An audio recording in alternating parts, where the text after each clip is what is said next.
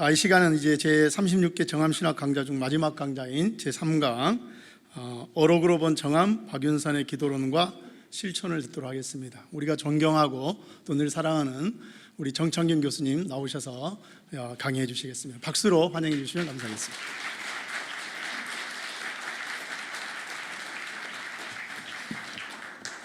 반갑습니다. 오늘 저에게 주어진 강의의 주제는 정암 박윤선의 기도입니다. 여러분이 가지고 계시는 강의 책자 50페이지부터 시작하겠습니다. 51페이지로 넘어갑니다. 첫 단락 중간쯤입니다.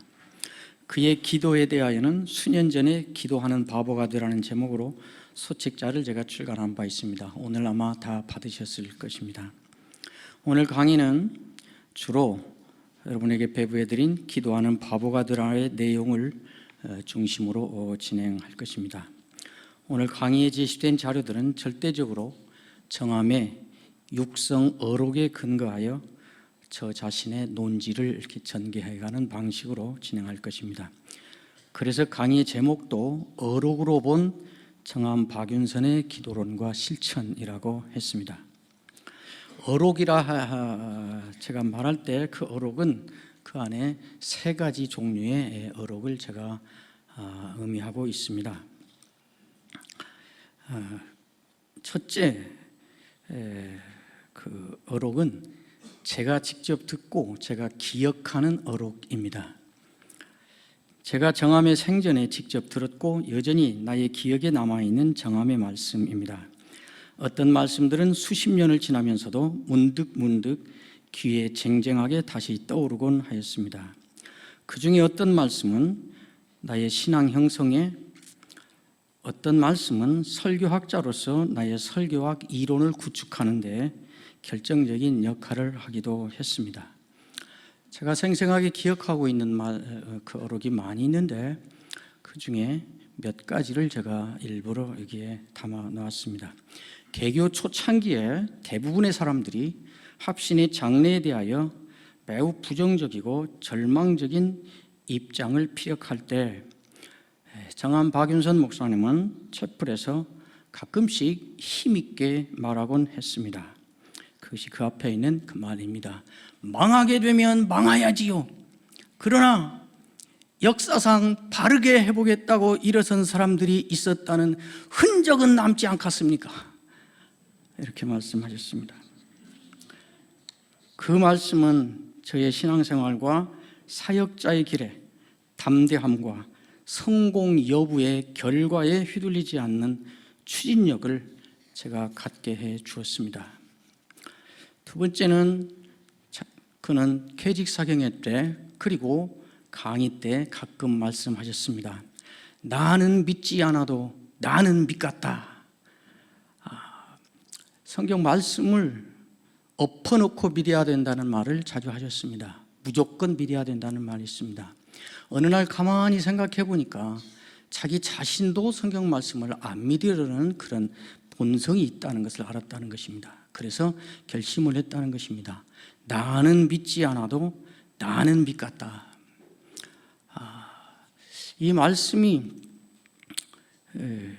전제주의, 계시 의존 사색이라는 등의 신학적 용어로 요약된 그의 개념은 그 뿌리를 이러한 성경관에 내리고 있었습니다. 이것은 성경을 해석하는 설교자에게 가장 중요한 선결 문제는 성경의 권위에 대하여 어떤 신학적 입장을 전제하고 있는가의 문제라는 저의 설교학 이론의 중요한 한 부분을 형성하는 데 결정적인 영향을 주었습니다. 다음에 우리가 가끔씩 들었던 말이 있습니다. 합동신학교 하는 일에 되는 일도 없고 합동신학교 하는 일에 안 되는 일도 없습니다. 학교 인가를 신청해놓고 기다리던 초창기 불안한 시절, 여러 우리를 반대하는 사람들이 교육부에 어디에 이들은 데모하는 사람들이고 좋지 않은 사람들이니까 절대 인가를 해주면 안 된다는 투서를 계속 해대고 그래서 난감할 때 채플 광고 시간에 학교를 위한 기도를 요청하면서 이렇게 말씀했고, 이 말은 당시 학교 밖 여러 사람들에게도 회자되는 소문이었습니다. 되는 일이 없을 만큼 어려운 상황이었습니다. 그것을 안 되는 일도 없다는 상황으로 반전시키는 힘은 우리의 기도라고 그는 믿었고, 우리도 그렇게 믿고 체플 때마다 전교생이 기도에 힘을 쏟았습니다. 뒤에 또 말하겠지만 박윤선 목사님은 설교와 설교자가 말씀 연구와 말씀을 파는 일에 온 힘을 쏟아야 된다는 것을 강조해서 말했습니다. 그래서 자주 이런 말씀을 했습니다. 파고 또 파서 한마디를 건져내는 것입니다. 이 말을 아마 지금 기억나시는 분, 저희 연배에 공부하신 분들은 기억이 나실 것입니다. 또 수업 시간에 한번 말씀하셨습니다. 아마 목회서신 강의 시간이지 아니었나 생각을 합니다. 나도 사람을 가르쳤다면 제법 가르쳤습니다. 제법 많이 가르쳤다, 그 말입니다. 졸업하고 나가면 너도 목사, 나도 목사 하고 나오니까 여러분은 지금 이곳에 있을 때 우리 교수들 말을 잘 들어야 합니다. 20대 중반 간 넘어 어린 신학생이었던 저는 강의실에서 이 말씀을 들었을 때 마음이 많이 슬펐습니다. 나는 절대 그런 짓은 하지 않아야겠다, 그런 결심을 했던 기억이 납니다. 그리고 바로 덧붙여서 하신 말씀이 이것이었습니다. 우리는 여러분 한 사람을 그냥 사람 하나로 보고 가르치지 않습니다. 우리는 여러분 한 사람을 교회 하나로 보고 가르칩니다. 그때부터 지금 이 순간 이 자리까지 이 말씀은 평생 나의 철학과 지론이 되었고, 학교에서는 학생들에게 제가 25년째 이어오고 있는 설교자 하우스라는 단체에서 목회자들을 가르칠 때는 목회자들에 대한 기본 태도가 되었습니다. 그 다음에 전해들은 어록이 있습니다. 제가 직접 듣지는 않았지만 정암과 지근거리에서 지났거나 강의 혹은 설교를 들었던 분들에게 전해 들어서 기억하고 있는 말씀들이 있습니다. 합신의 이사장을 13년 동안 하시다가 세상을 떠나신 안만수 이사장님은 5년 동안을 나라 안팎 전국을 찾아다니며 박윤선 목사님과 인연이 있거나 관계를 맺었던 사람들을 140여 명을 찾아 인터뷰를 하고 그 내용을 박윤선과의 만남이라는 책 3권으로, 수백 페이지 되는 책 3권으로 남겨주셨습니다. 거기에 우리가 전해 듣는 박윤선의 어록, 박윤선의 일화들이 빼곡히 채워져 있습니다. 오늘 제가 나눠드린 저의 책 기도하는 바보가 되라는 총신 사태로 학교가 복잡하고 어지럽고 심하게 말하면 난장판이었을 때, 그때 졸업반이었던 양영학 전도사님이 이 문제를 수습해 보겠다고 이사들 만나고 목사들 만나고 학생 대표 만나고 정신없이 다닐 때 어느 날 사람을 시켜서 그때 원장으로 계시던 박윤선 목사님이 양영학 전도사를 불렀습니다. 방에 갔더니 아무 말도 않고 그냥 세워놓고 한참을 지나더니 쳐다보고 돌아다니는 똑똑이가 되지 말고 기도하는 바보가 되시오. 그러고 있다가 나가시오. 그랬다는 것입니다.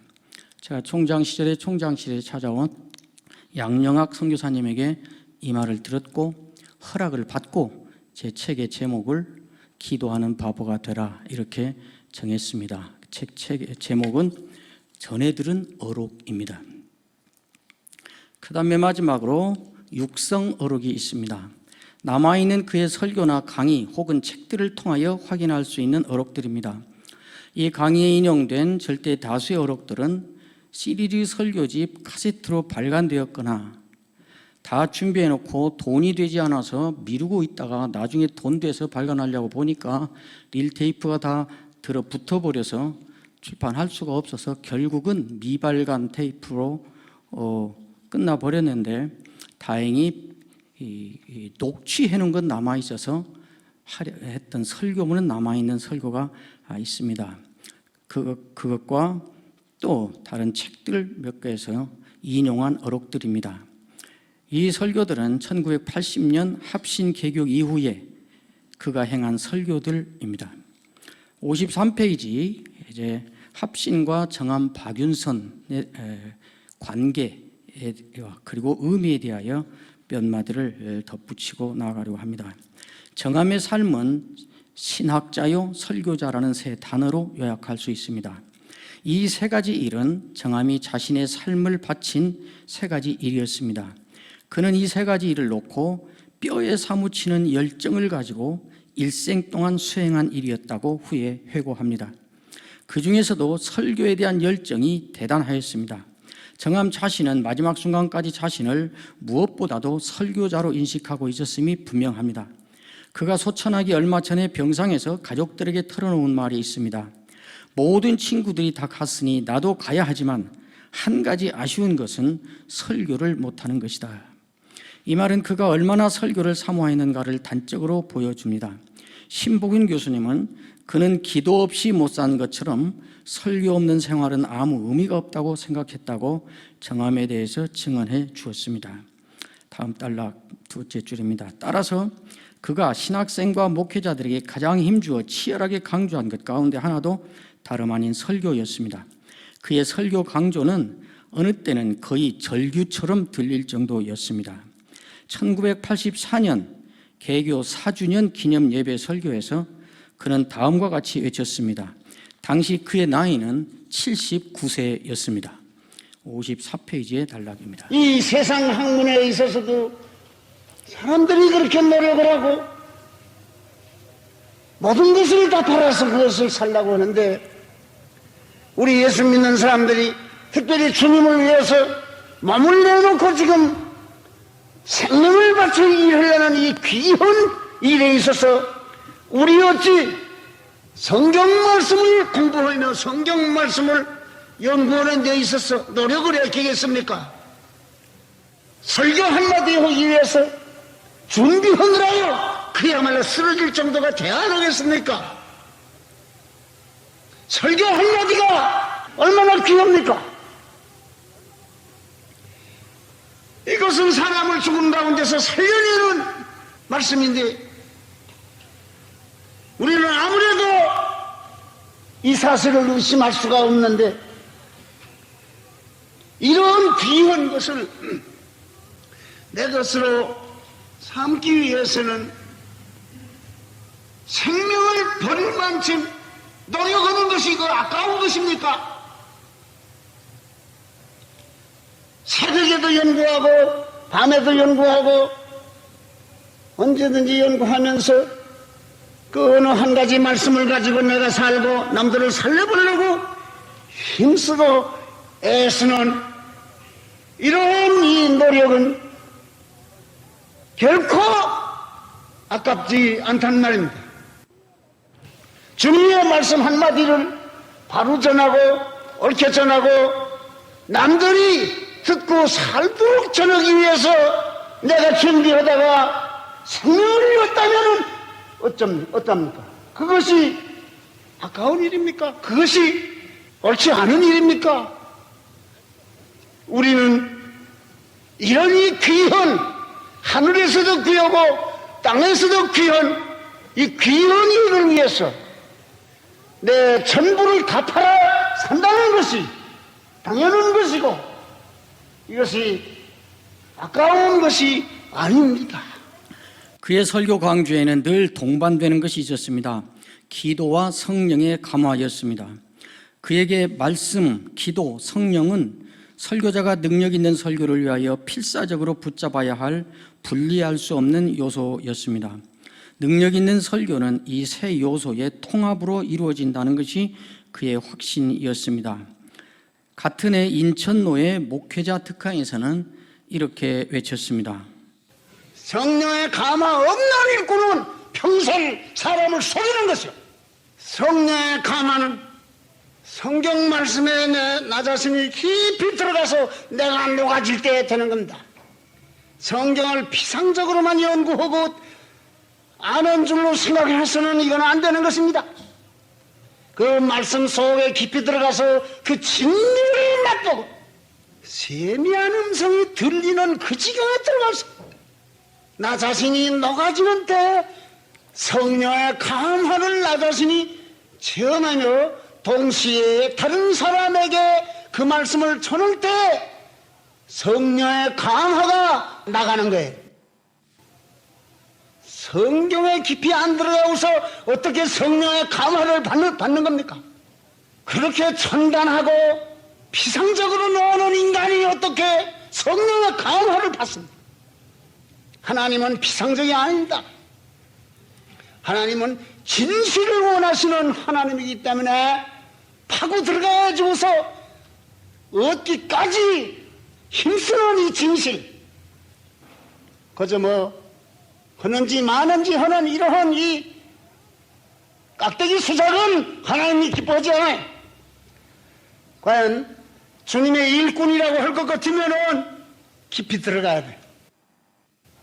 이 말씀이 천지를 창조하였고 유사 이래에 모든 참된 사람을 만들어 놓은 성령의 감화의 말씀인데 어찌해서 이 말씀을 멸시하며 경시하고 깊이 들어가려고도 하지 않고 겉탈로만 이것을 취급하는 이러한 일꾼들이 어떻게 하나님의 그 참을 전달할 수가 있겠습니까?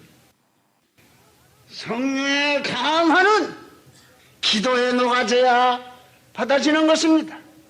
우리가 기도를 할 때에도 그저 겉탈로만 기도하고 깍대기 수작으로 마지못해서 하는 척하고 마지못해서 한 순서를 가지는 이것이 무슨 기도입니까? 기도는 주님께 매 달리우는 일이 있어야만 되고 주님에게 나 자신을 던져놓는 이것이 있어야 되는 것이죠. 성령의 감화 없이 설교를 제대로 못하고 성령의 감화 없이 주님을 위한 일을 참되이 이루지를 못합니다. 55페이지입니다. 정함의 교수사역 전환점으로서의 합신, 매우 중요한 의미를 갖습니다. 정함 박윤선은 1980년 11월 11일 합신이 합동신학원으로 개교하고 일주일 후인 11월 18일 원장으로 취임하였습니다. 그렇게 말년의 사역을 합신에서 시작하여 1988년 6월 30일 소천하기까지 8년 동안 합신과 함께 하였습니다. 그가 합신에서 가르친 이 8년의 기간은 고신에서 가르친 14년이나 총신에서 가르친 13년의 기간에 비하면 상대적으로 짧은 기간입니다. 그러나 합신에서 8년 동안의 가르침은 단순히 8년이라는 시간적 길이 이상의 의미를 갖습니다. 그가 합신에서 몸을 담은 것은 단순히 그가 해왔던 신학교 교수의 연장선상에서 이루어진 일이 아니었습니다. 한 세 줄 밑에입니다. 심각하게 부패한 한국교회 현실에 대한 인식, 한국교회의 핵심 문제는 목회자 문제라는 통찰, 그러므로 한국교회 문제를 해결하는 길은 개혁이며 그 개혁을 이룰 결정적인 방편은 바른 목회자를 양성해 있다는 확신을 갖고 있었습니다. 그런데 지금까지 자기는 주석집필에 전념하느라 바른 목회자를 양성하는 일에 주력하지 않은 실패자인 신학교수로 살아왔다는 자기 성찰을 하고 있었습니다. 그러므로 이제부터 자신은 부패한 한국교회를 개혁하기 위하여 바른 목회자를 양성하는 일에 말년을 쏟아넣겠다는 결단을 하였고 합신을 통하여 그 일을 이루고자 하였습니다. 그는 입버릇처럼 한국교회 문제는 목회자 문제라는 말을 하곤 했습니다. 한국교회는 목자가 양을 지키는 것이 아니라 양을 잡아먹는다는, 한국교회는 고양이에게 생선을 맡겨놓은 격, 그분은 고양이라고 안 하고 곤양이 그랬습니다. 한국교회는 곤양이에게 생선을 맡겨놓은 격이라는 말도 자주자주 하였습니다. 심지어 비율로 볼 때는 목사가 평신도보다 지옥에 갈 사람이 더 많다는 말까지 한 것으로 전해지기도 하였고 제가 듣기도 했습니다. 이런 점에서 그에게 합신 합류는 단순히 신학교육이라는 차원을 벗어나 바른 목회자를 양성해야 한다는 사명에 남은 일생을 거는 중대한 결단에서 온 인생의 전환점이기도 하였습니다.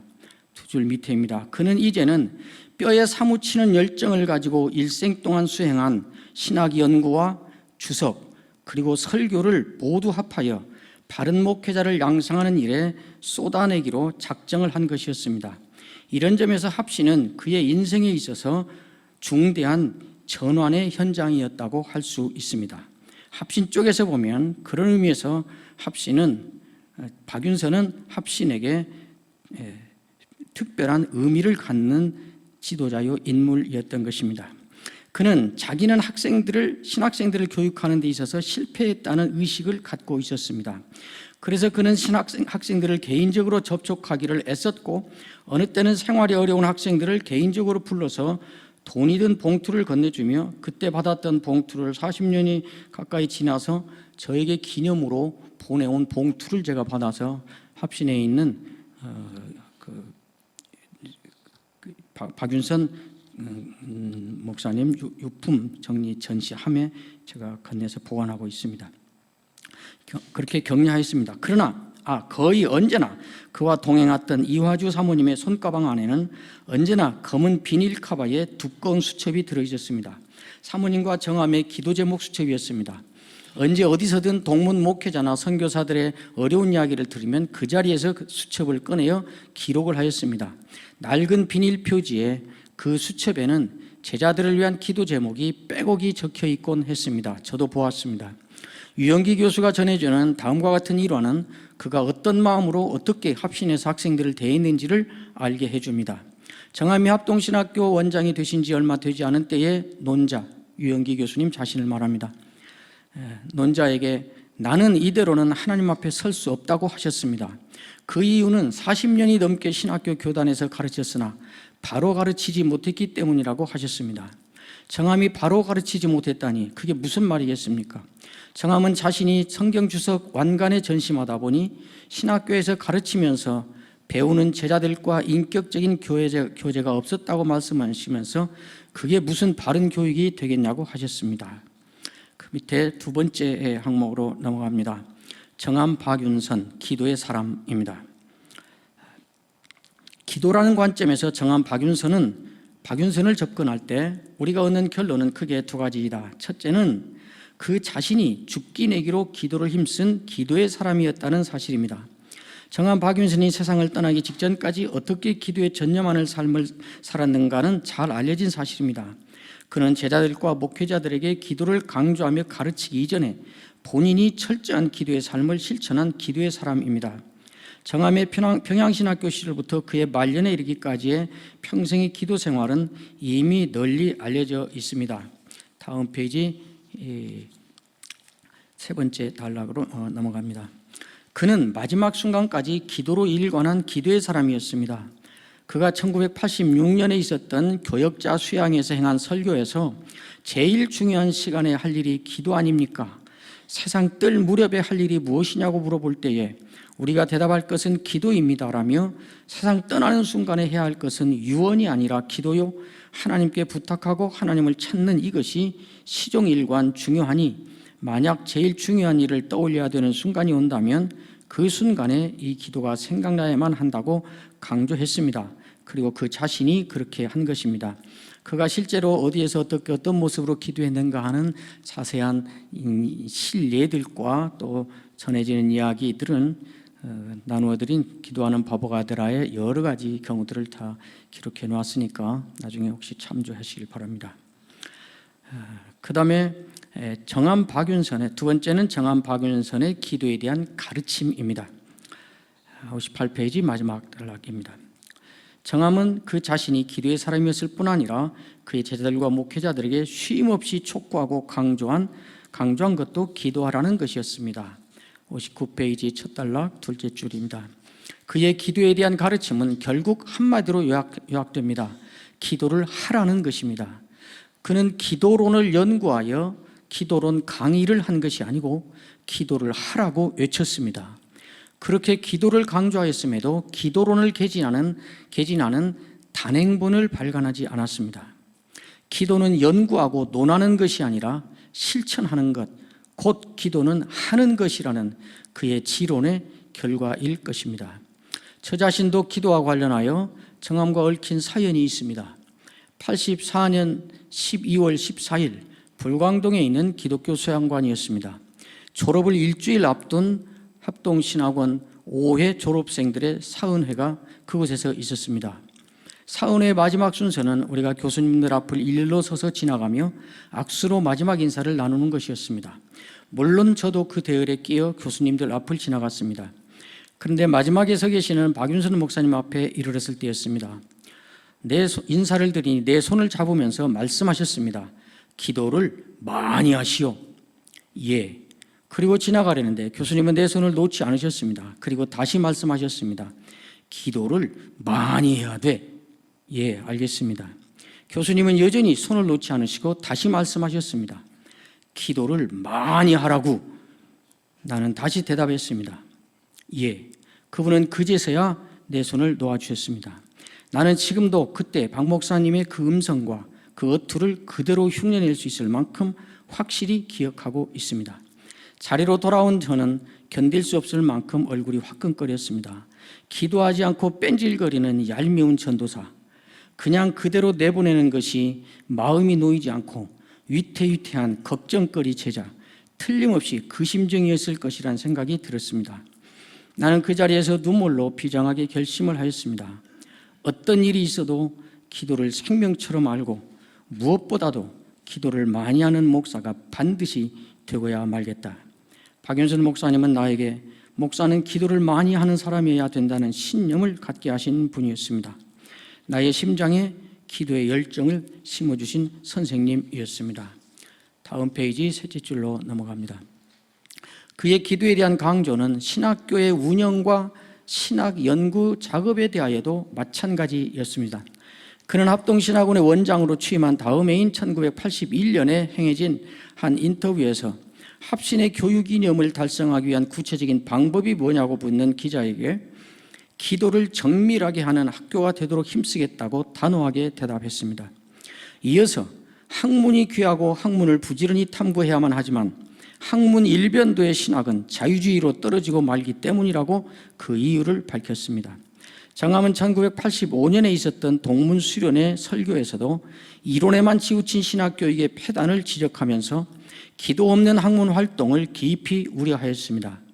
신학교를 가르치는 사람들이 병이 날 정도로 몸을 끌고 다니면서라도 기도를 해야 하는데 그 기도를 하지 않고 이론주의에만 집착하기 때문에 신학교들이 타락하게 되고 믿음을 가르치는 사람들이 딴소리를 하게 된다고 단언합니다. 정함은 신학운동은 학문운동임과 동시에 기도운동이어야 한다고 주장했습니다. 기도 없는 연구 작업은 마침내 인본주의로 떨어지게 되며 참된 기도로 뒷받침하는 신학 연구라야 경건의 능력을 소유한다고 주장합니다. 이미 밝힌 대로 정함은 기도에 대한 체계적인 교과서를 쓰지 않았습니다. 그러므로 그의 기도에 대한 가르침은 여기저기에 산발적으로 흩어져 있는 그 기도에 대한 언급과 가르침들을 종합하여 분석함으로써 확인할 수밖에 없습니다. 이 강의에서 제시하는 정함의 기도에 대한 가르침은 그런 과정을 통해서 제가 나름대로 내린 결과입니다. 그것은 크게 4가지로 요약할 수 있습니다. 앞에 스크린에 떠 있는 구체적인 내용입니다. 크게는 4가지로 요약됩니다. 첫째는 항상 기도하라. 둘째 가르침은 참된 기도를 하라. 세 번째는 기도 응답을 믿고 기도하라. 그리고 네 번째는 설교에 불을 붙이라. 이것입니다. 이 각각 항목으로 제가 요약한 이것들이 구체적으로 무슨 말을 하는 것인가? 항상 기도하라는 말이 구체적으로는 무엇인가? 어떻게 하는 것이 항상 기도하는 구체적인 방법이요 모습인가 하는 것을 곳곳에 흩어져 있는 설교에 대한 그 언급들을 다 모아서 그것을 종합하고 분석해서 분류해서 제가 이렇게 나눠 놓은 것입니다. 항상 기도하라는 말이 무슨 내용을 담고 있는가? 정함은 이 6가지를 들어서 항상 기도하라는 말을 했다 하는 것이고, 그 다음에 두 번째 참된 기도를 하라. 그것도 결국 따져보면 이 7가지가 그 내용이다. 그 7가지 내용을 그렇게 요약한 것이고, 그 다음에 응답을 믿고 기도하라. 그것이 기도 응답에 대한 그 기도에서의 언급을 6가지로 제가 요약했습니다. 그리고 설교와 기도라는 항목으로 따로 여겼습니다. 그 내용을 이제 하나씩 시간이 되는 대로 살펴보면서 그의 어록들을 또 이렇게 살펴보도록 하겠습니다. 첫째는 기도에 대한 가르침의 첫째 가르침은 항상 기도하라는 것입니다. 정함이 가장 자주 그리고 가장 강하게 강조하는 것은 기도를 하라는 것입니다. 그 단락 좀 밑에서 5번째 줄입니다. 그는 한 걸음 더 나아가 우리가 기도를 하지 않으면 하나님을 섬기지 않는 자가 되는 것이라고 단정합니다. 우리가 신자로서 할 가장 중요한 일은 기도를 하는 것이며 그것도 항상 기도해야 된다는 것이 그의 기도론의 가장 중요한 핵심 주제입니다. 어느 때는 그는 기도하지 않는 사람은 그 얼굴을 보기도 싫다 그렇게 말한 적도 있습니다. 그가 항상 기도한다는 것은 구체적으로는 다음과 같은 6가지 기도 생활을 의미합니다. 첫째가 투쟁적으로 힘쓰는 기도입니다. 정함은 기도는 저절로 되는 것이 아니라 힘써야만 할 수 있다는 사실을 끊임없이 강조합니다. 둘째 줄 지나서 아래입니다. 기도하기 위하여 힘을 써야 한다는 사실을 강조하기 위하여 그가 사용하는 특유의 여러 표현들이 있습니다. 생사결단의 기도, 자기를 던져넣는 투신의 기도, 피나는 기도, 투쟁적으로 힘쓰는 기도, 죽기 내기로 하는 기도, 전심 기도, 전력 기도, 마음이 타는 기도, 따가움이 있는 기도. 그는 그렇게 힘써서 하지 않는 기도를 가리켜서 애누리 기도 혹은 껍데기 기도라고 비판하기도 합니다. 기도하는 것도 역시 한번 생사를 결단해야 되겠는데 생사를 결단할 용의가 전혀 없고 그저 애누리 기도를 해요. 애누리 기도. 기도라는 것은 이렇게 쓰는 겁니까? 그렇게 무효하게 또 효과가 날 수 없는 그 옅은 수준에서 그 깍대기 수작으로 하는 겁니까? 그야말로 천지의 주제이신 하나님을 만나는 이 가장 이 성스럽고 엄숙한 일을 우리가 할 때에 그렇게 천단하고 깍대기 수작이요 몸을 던져 넣지 아니하며 정신을 투자하지 아니하며 그저 이렇게 소홀하게 지내가서는 안 되는 거 아니겠습니까? 투신을 해야 됩니다. 그 다음 단락 2줄만 읽겠습니다. 제일 중요한 시간에 할 일이 기도 아닙니까? 세상 뜰 무렵에 할 일이 무엇이냐 물어볼 때에 우리 대답할 것은 기도입니다. 그 다음 단락입니다. 기도를 힘써야 합니다. 그리고 밑에서 4번째 줄입니다. 항상 힘쓰라. 항상 힘써야 게으름을 이깁니다. 우리가 기도를 왜 못합니까? 게을러서 못합니다. 하기 싫어서 안 합니다. 하겠다 하면서도 안 합니다. 그 속에는 하기 싫은 성질이 있어요. 그렇게 부패했습니다. 그 다음에 항상 기도하라. 2번째 구체적인 내용, 평소에 하는 기도입니다. 평생토록 평소에 기도해야 된다는 것을 강조하기 위해서 그는 평소에 기도하지 않다가 어려운 일을 당했을 때야 그 어려움 때문에 기도하는 것은 그 동기가 거룩하신 하나님을 써먹으려는 기도가 되어 허사가 되기 쉽다고 경고합니다. 그 다음 페이지 첫 줄입니다. 그는 또한 어려운 일이 닥치면 자연히 기도하게 될 것이라는 생각은 논리적으로나 경험적으로 보아도 사실이 아니라고 소리를 높입니다. 4줄 밑에입니다. 평소에 꾸준히 그리고 끊임없이 기도하던 사람이라야 갑자기 어려운 일이 닥쳤을 때도 기도할 수 있다는 것입니다. 기도를 힘쓰지 아니하고는 도저히 기도가 안 돼요. 또 사람이 평안하면 쾌락에 기울어져요. 그래서 기도를 안 합니다. 그렇기 때문에 평안한 시절에도 역시 힘써야 기도가 되는 것이에요. 혼란 때는 낙심이 나서 기도를 또 못합니다. 그러니까 힘쓰지 아니하고는 기도할 방법이 없는 것입니다. 규칙적으로 기도해야 기도가 되는 것이니 힘쓰지 않을 수가 없어요. 다른 인용문은 건너뛰고 64페이지 마지막 단락으로 넘어갑니다. 목회자들에게 신자들이 평소 기도를 실천할 수 있도록 새벽 기도회에 설교를 길게 하지 말라고 정함은 권면합니다. 새벽 기도에서 목회자들은 신자들이 기도를 할 수 있도록 시간을 할애해야 한다고 강조합니다. 평소 기도의 일환으로 이렇게 강조하는 것입니다. 세 번째, 오래 하는 기도, 규칙적으로 하는 기도입니다. 65페이지입니다.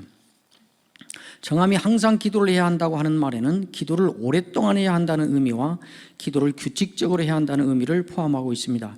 다른 말로 하면 기도에 시간을 투자해야 한다는 것입니다. 정함이 이렇게 시간을 투자하여 오래 하는 기도 그리고 규칙적으로 하는 기도를 강조하는 것은 말을 오래 그리고 많이 해서 기도에 공력을 쌓아야 한다는 의미가 물론 아닙니다.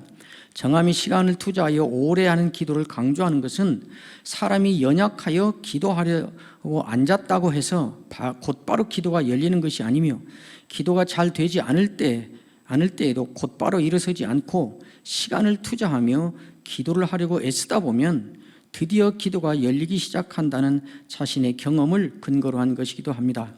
그는 두 번째가 들은 말입니다. 기도를 해보려고 산에 가서 엎드리면 기도가 안 된답니다. 저 논바닥에 있는 저 볕단을 쌓아놓은 데 가서 엎어져서 하면 될까? 그리 가서 기도했는데 기도가 안 된답니다. 그러면 저 논두렁에 가서 또 해볼까? 논두렁에 가서 엎어서 기도하면 그리고 나서 이렇게 말씀하셨습니다. 그렇게 한 2시간 지나면 기도가 됩니다. 그렇습니다. 모든 시간을 오래 기도해야 된다는 말이 바로 이런 의미였습니다. 그는 심지어 모든 시간은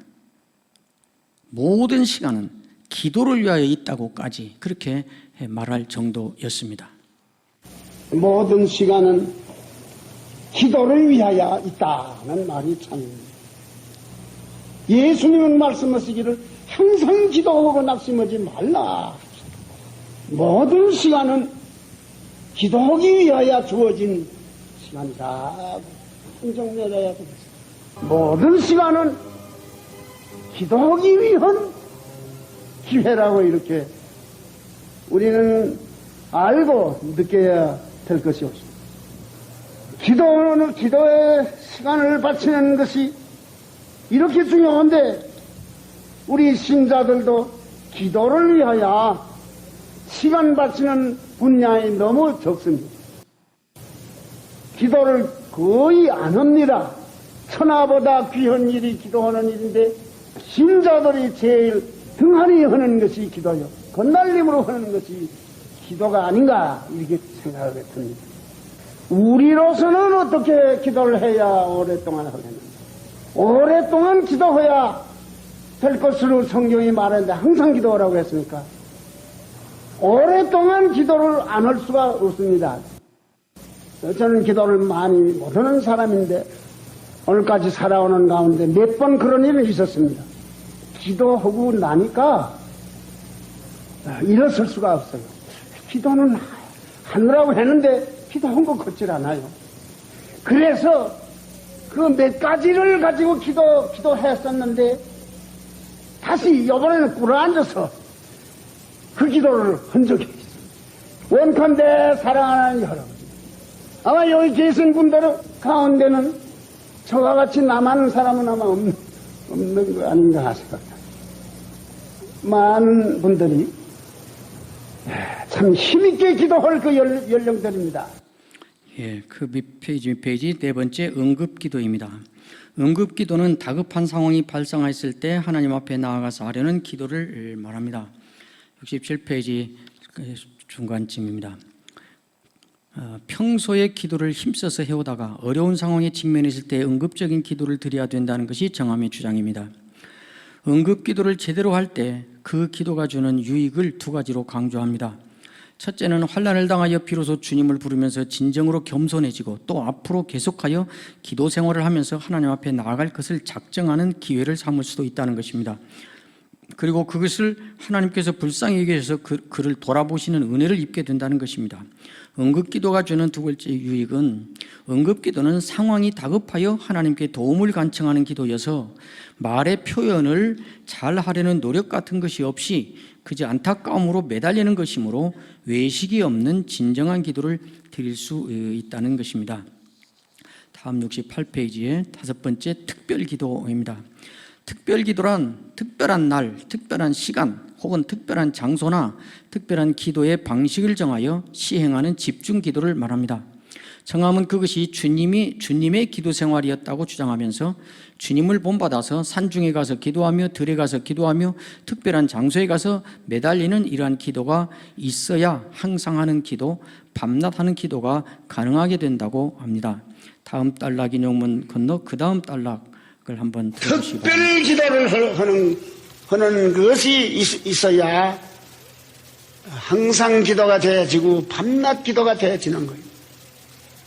특별 기도라는 것은 한 달에 한 번이든지 일주간에 한 번이든지 혹은 두 달마다 한 번이든지 산중에나 그 한적한 곳에 찾아가서 맨날 금식하면서 기도하든지 혹은 금식은 안 하더라도 거기 가서 자기 자신을 검토하면서 간절한 마음으로 기도하는 거예요.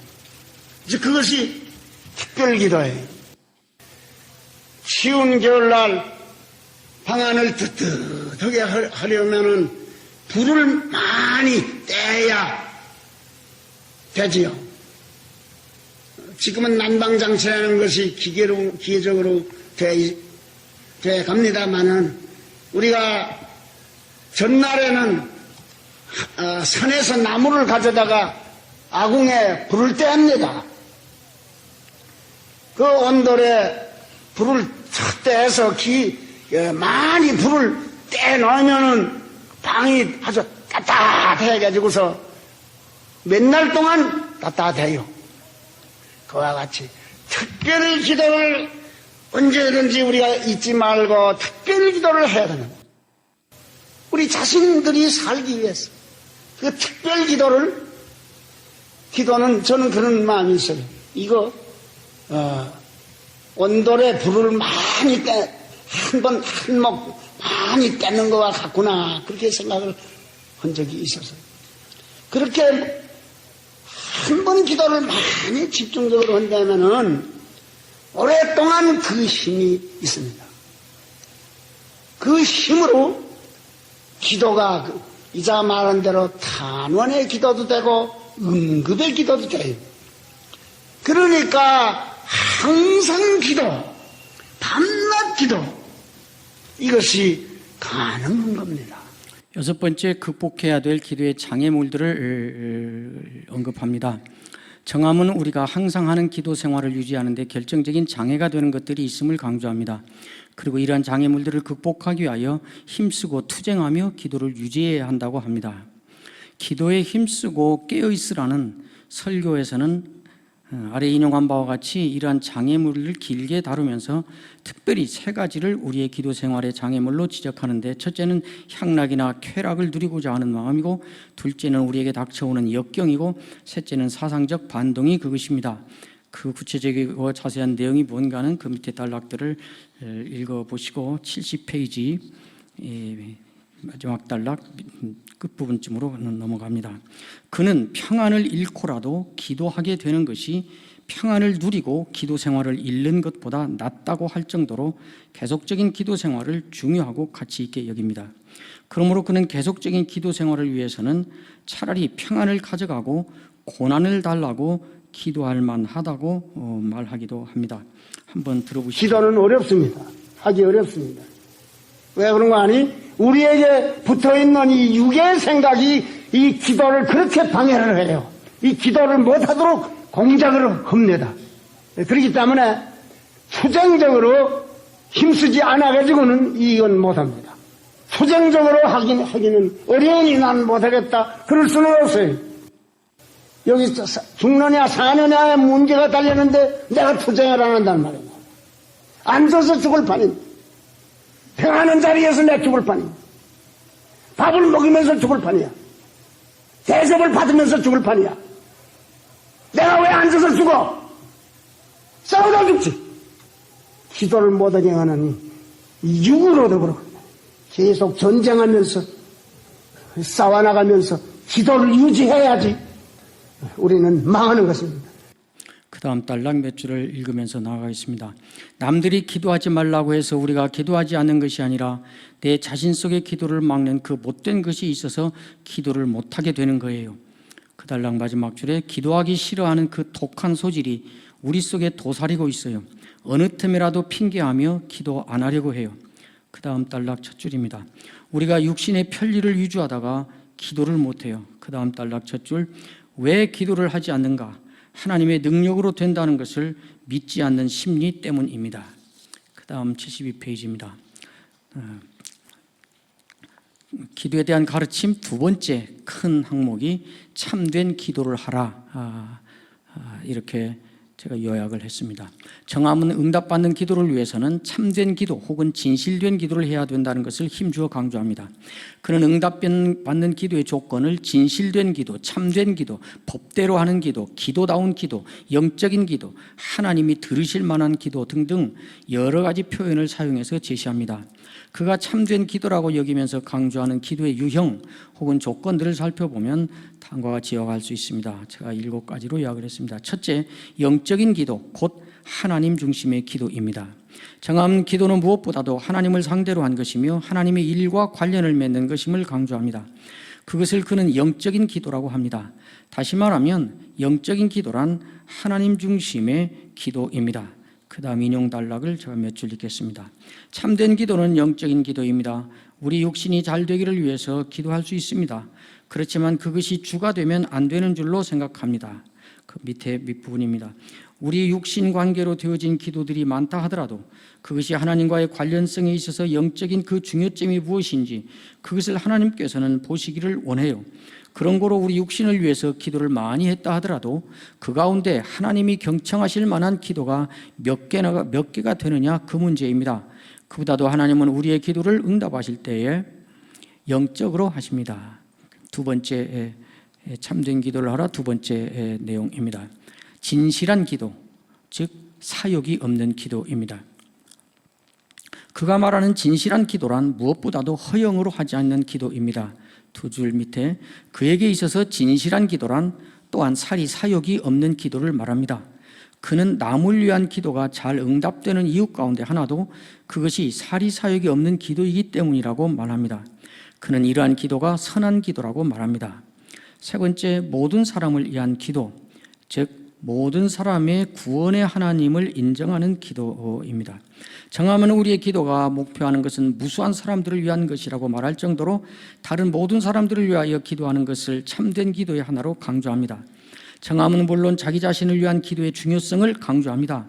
그러므로 어떤 사람들이 자기 자신을 위하여 기도하는 것은 이기주의적이고 개인주의적이므로 그런 기도는 하지 않고 다른 사람을 위해서만 기도하겠다는 입장을 취하는 것을 강하게 비판합니다. 그것은 자신도 하나님의 은혜를 받아야만 살 수 있다는 것을 부인하는 교만이고 성경을 모르는 것이라고 비판합니다. 두 줄 밑에 동시에 그는 자기밖에 모르는 개인주의적이고 자기 중심적인 태도에 머무는 것에 대하여도 강한 비판을 합니다. 그는 모든 사람을 위한 기도는 하나님을 천하 만민의 구주로 인정하는 기도이며 그것은 선한 기도라고 말합니다. 그는 모든 사람을 위한 기도를 이렇게 강조합니다. 75페이지 두 번째 단락입니다. 모든 사람을 위하여 기도하는 것은 하나님이 구주심을 알아들이는 기도입니다. 우리는 혹시 잘못 생각하기를 나 한 사람만 위한 구주인 줄로 생각하는 것 같아요. 말해보라고 하면 그렇게는 말 안 하겠죠. 천하 만민을 위한 구주입니다. 그렇게 말할 겁니다. 하지만은 그 행동은 자기만 위한 구주인 듯이 잘못 생각하는 것 같아요. 왜 그런 거 아니? 다른 사람들을 위한 기도가 그렇게 게으르고 다른 사람들을 위한 하나님의 역사를 알아들이지 않는 것 같은 그런 마음 자세가 나타나더라고요.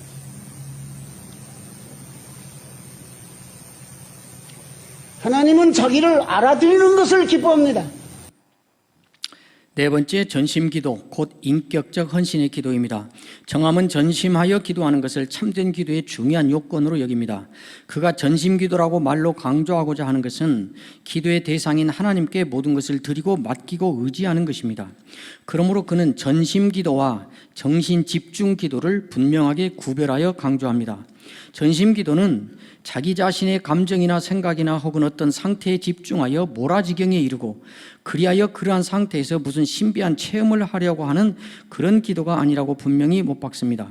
그러므로 그는 전심기도란 정신집중이 아니라 인격헌신 기도라는 사실을 거듭 힘주어 강조합니다. 전심하는 기도입니다. 사람이 찾아와도 만나줄 수 없다. 또 어느 다른 방면에서 무슨 해결이 있다 해도 난 그렇지도 않는다. 이제 히스기야가 생각하는 것은 하나님 한 분에게만 나는 매달린다는 이 마음의 태도라.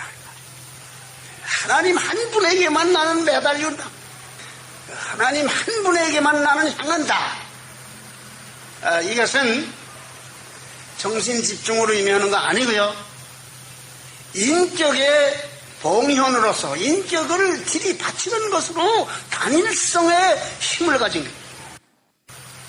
하나님께서는 우리의 정신집중을 불가결의 요소로 없어서는 안 될 요소로 생각하시는 것은 아닙니다. 물론 정신집중이라는 것도 유익합니다. 하지만은 정신집중 거기에 머무르는 것은 안 되죠.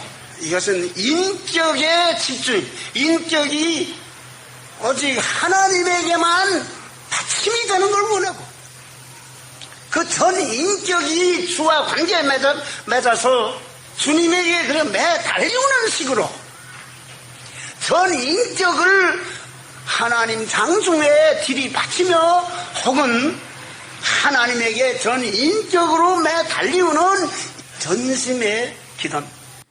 다섯 번째, 혼자 하는 기도, 즉 외식하지 않는 기도입니다.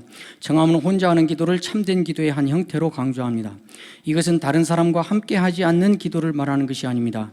다른 사람에게 보이기 위하여 하는 기도가 아닌 기도를 말합니다. 즉 외식하지 않는 기도를 말하는 것입니다.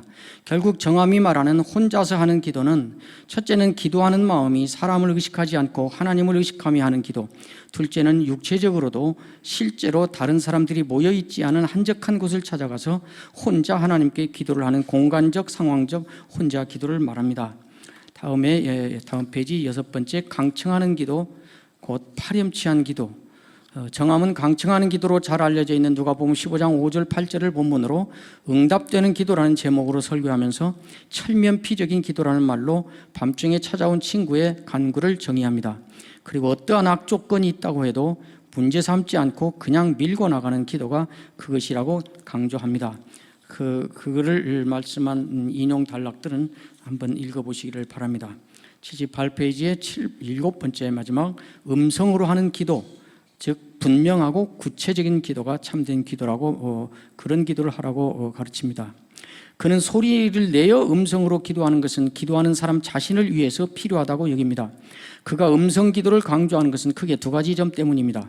첫째는 자기가 무엇을 구했는지를 분명히 알도록 기도해야 응답에 대하여도 분명히 확인이 된다는 것과, 둘째는 묵상으로만 기도할 때 자칫 생각이 혼미해져서 자기가 기도하는 내용을 분명히 알지 못한 채 기도하는 모습만 갖게 되거나 혹은 그것이 기도인지 혹은 개인적인 상상인지 애매하게 되는 현상을 방지하기 위한 방안이기도 합니다.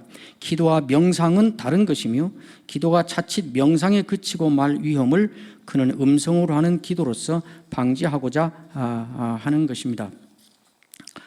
그 다음에 79페이지 기도에 대한 가르침 세 번째, 응답을 믿고 기도하라 하는 대목입니다.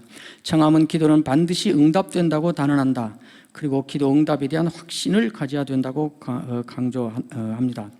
마지막 문장에 성도의 기도는 헛되지 않는다는 사실을 믿어야 된다고 강조합니다. 응답을 믿고 기도하라는 여기 이 범주에 해당하는 구체적인 내용들을 제가 거기에 요약해 놓았습니다. 한 번씩 읽어보시기를 바랍니다. 첫째는 기도 응답에 대한 확신, 그것이 무엇이고 왜 그것이 중요한가 하는 이야기를 하셨습니다. 그 이야기를 육성을 한번 들어보고 그 다음 단락 넘어가겠습니다. 80페이지. 여러분 앞에 지금 부탁하는 것은 기도하지 않으면 만사가 다 안 된다는 것입니다. 참 무엇으로 말해야 여러분이 이 말을 받겠는지 늘 마음에 숙제로 있습니다. 교회 정치꾼들은 교회 문제가 생겨났을 때 기도는 하지 아니하고 사람들을 만내려 또 회석에만 회회 돌아다닙니다. 그래서 이회 저회 돌아다니면서 어떻게 사람을 붙잡아가지고서 이 일을 해보려고 하는 이러한 시험에 빠지는 것은 누구나 경계해야 될 것이라. 여러분도 별 수가 없어요. 81페이지 두 번째, 적극적 응답과 부정적 응답, 응답되는 기도와 응답되지 않는 기도. 82페이지 즉각적 응답과 지연되는 기도. 거기 인용문이나 또 육성은 다 생략하도록 하겠습니다. 네 번째, 깨닫지 못하는 응답에 대한 내용을 자세하게 여러 번 말씀하셨습니다. 다섯 번째, 확실히 알려진 응답, 그 다음에 작정의지 혹은 은밀의지에 의한 응답, 이런 용어로 우리가 응답을 염두에 두고 기도할 때 어떤 기도를 해야 되는지, 그 내용이 구체적으로 무엇인지를 자세히 설명해 놓았습니다. 그걸 한 번씩 읽어보시면, 그리고 제가 인용해 놓은 어록들을 꼭 읽어보시면 그 제목이 왜 나와야 되는지를 이해를 하실 수 있고 또 귀한 가르침이 될 것입니다. 87페이지 기도에 대한 가르침 마지막 항목으로 넘어갑니다. 기도와 설교, 기도로 설교에 불을 붙이라 하는 항목입니다. 정함은 설교자는 자신이 행할 설교를 위하여 기도해야 한다는 것을 극도로 강조합니다. 사실 정함이 기도를 힘주어 강조하는 여러 단락은 설교에 있어서 기도의 중요성을 강조하는 맥락에서 이루어지고 있습니다. 그러므로 정함의 기도에 대한 가르침을 종합적으로 파악하기 위해서는 그가 설교를 말하면서 기도를 강조하는 내용들을 구분하여 별도로 살펴보아야만 합니다. 정함에게 있어서 설교와 기도와 성령은 마치 하나의 통합체처럼 결합되어 있습니다. 이 세 행위는 능력 있는 참된 설교를 위하여 통합적으로 상호작용을 한다고 그는 확신합니다. 그러므로 정함에게 설교자가 설교를 위하여 기도하는 것은 단순한 경건 행위의 일부가 아니고 신앙의 덕목도 아닙니다. 그에게 기도는 말씀을 해석하고 설교를 수행하는 과정에서 동원되는 필수적인 행위요 절차입니다. 본문을 펼쳐놓은 본문을 해석해야 되는 설교자에게 기도는 신앙의 덕목이나 경건 행위가 아니라 성경 해석의 구체적인 성경 해석의 방법이다 하는 것이 제가 설교학에서 개진한 중요한 제 입장 이론 가운데 하나이기도 했습니다. 이 영향입니다. 그 다음에 89페이지로 넘어가시면 제 첫 단락 밑부분에 정함은 설교자들의 설교를 위한 기도를 가리켜 많이, 따갑게, 간절하게, 전심으로 등 여러 표현으로 말합니다.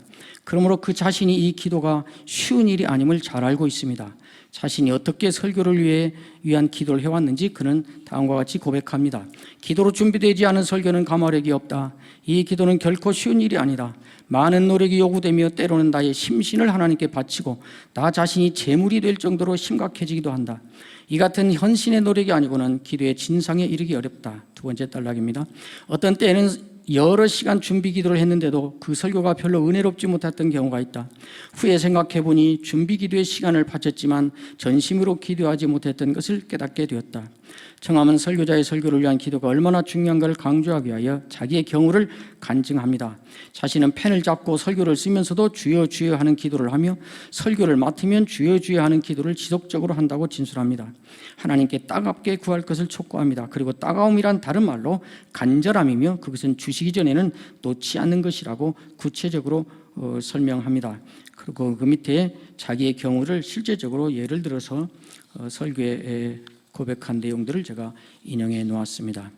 이제 90페이지에 나가는 말을 읽음으로 제가 저의 강의를 마치겠습니다. 나가는 말. 기도를 많이 하시오. 기도를 많이 해야 돼. 기도를 많이 하라고. 사은의 자리에서 나의 손을 놓지 않으시며 하시던 이 말씀을 듣고 나는 졸업을 하였습니다. 35년 가까운 세월이 흐른 후에 내가 선생님이 서셨던 그 자리에 섰습니다. 합동신학교의 총장이 된 것입니다. 선생님 생각이 났습니다. 감히 상상할 수 없었던 멀고 높아 보이기만 하던 선생님의 그 자리에 서니 충격이기도 하고 감격이기도 하였습니다. 박윤선을 다시 살려내야겠다. 그 정신으로 학교를 잘 세워봐야겠다는 생각을 했습니다. 무엇보다도 그렇게 강조하시고 애쓰시던 기도의 전통을 이어가야겠다는 결심을 하였습니다. 합동신학교를 기도를 정밀하게 하는 학교가 되도록 힘쓰겠다던 그의 말이 생각났습니다. 신학교를 가르치는 사람들이 병이 날 정도로 몸을 끌고 다니면서라도 기도를 해야 하는데 그 기도를 하지 않고 이론주의에만 집착하기 때문에 신학교들이 타락하게 되고 믿음을 가르치는 사람들이 딴소리를 하게 된다는 말씀도 생각났습니다. 신학운동은 학문운동인과 동시에 기도운동이어야 한다는 말씀도, 기도 없는 연구작업은 마침내 인본주의로 떨어지게 되며 참된 기도로 뒷받침하는 신학연구라야 경건의 능력을 소유한다는 말씀도 생각났습니다. 총장 재임 4년 동안 학기 중이면 거의 매주 나는 학교 생활관에서 잠을 잤습니다. 새벽 기도를 하기 위해서였습니다. 나는 매일 새벽 강단의 맨 앞자리에 앉아서 학생들이 다 돌아갈 때까지 혼자 남아 기도했습니다. 내가 새벽 기도에 그렇게 힘을 쓴 것은 두 가지 이유 때문이었습니다. 첫째는 나 자신 때문이었습니다. 선생님 자신이 그렇게 기도에 전심을 쏟은 것처럼, 기도하라고 그렇게 강조하신 것처럼 나도 그렇게 기도하는 사람으로 살고 기도로 학교를 책임질 뿐 아니라 기도가 살아있는 학교로 세우는 총장이고 싶었습니다. 새벽이면 교수들도 대여섯분이 늘 함께하였고 학교에는 기도가 활발하였습니다. 둘째는 학생들의 졸업 이후에 대한 선생으로서 갖는 기대감 때문이었습니다. 나는 살아오면서 신학교 다닐 때 보았던 선생님의 기도하시던 모습이 종종 떠올랐습니다. 그때마다 나는 기도에 분발하고 기도에 다시 힘을 쏟곤 하였습니다. 나의 경우처럼 우리 학생들 가운데 다만 한두 사람이라도 세월이 흘러 훗날 언젠가 신학생 시절 학교에서 새벽마다 보았던 부르짖으며 기도하던 나의 뒷모습이 기억나서 다시 자신을 부추기며 기도에 열심을 낼 사람이 나처럼 생길 것이라는 기대를 품었습니다. 그때를 생각하여 지금 총장이 기도하는 뒷모습을 보여줘야겠다는 것이 저의 의도였습니다. 예수님은 공생애를 시작하는 순간부터 십자가에 죽는 순간까지 끊임없이 기도하는 기도의 사람으로 사셨습니다. 제자들을 부르신 사역 초기부터 일관되게 하신 말씀은 기도하라는 것이었습니다. 십자가의 죽음으로 헤어지기 직전에 근심에 쌓인 제자들이 행한 마지막 고별 설교에서도 반복적으로 하신 말씀은 기도하라는 것이었습니다. 정한 박윤선은 본인의 말대로 평생 죽기 내기로 하는 기도, 생사결단의 기도, 투쟁적으로 힘쓰는 기도, 자기를 던져넣는 투신의 기도, 피나는 기도, 마음이 타는 기도, 전심 기도, 전력 기도에 힘쓴 기도의 사람이었습니다. 그리고 우리가 죽는 순간에도 할 일은 유언이 아니라 기도라고 할 만큼 기도할 것을 우리에게 가르친 기도 선생님이었습니다. 예수님의 기도 생활과 기도에 대한 가르침이나 정함 박윤선 선생님의 기도 생활과 기도하라는 가르침을 깊이 생각하면 생각할수록 나의 귀에 쟁쟁하게 울리는 마지막 한마디 결론은 이것입니다. 기도에 살 길이 있다. 대책이 없는 인생, 기도가 대책이다. 돌아다니는 똑똑이가 되지 말고 기도하는 바보가 되라. 이것은 그가 살았던 수십 년 전 그 시절만이 아니라 우리가 예수님을 다시 만나게 되는 그 순간까지 여전히 유효한 가르침이기도 합니다. 현대의 신자들, 특히 목회자들과 교회 지도자들이 기도를 내려놓고 기회계에 몰두하는 경향을 보이는 것은 매우 잘못된 현상입니다. 신자들이 감동적인 간증이나 찬양 행사 등에 관심을 쏟으며 무엇인가 마음을 짜릿하게 해주는 감동을 추구하면서 정작 하나님께 나아가 마음을 쏟아놓고 기도하는 것을 소홀히 하는 것은 매우 위험한 일입니다. 감사합니다.